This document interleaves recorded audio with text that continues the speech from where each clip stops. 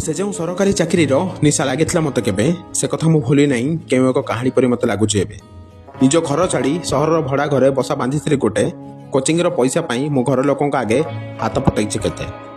पैसा बचाइवाई के चली चली तो केबे भोक उपास रही केते फर्म आवेदन केते हंतसंत होजे जाई सेबे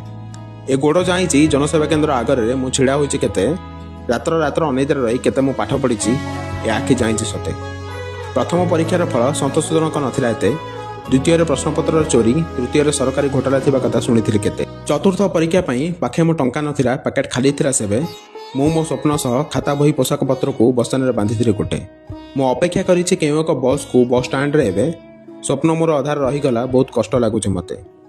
मो भली पुणी किसी नुआ पिला एबे बस रे आसी पहुंचंती केते से सहर एबे सहर न रही केउ एक स्वप्न नगरी पलटि जाइछि एबे।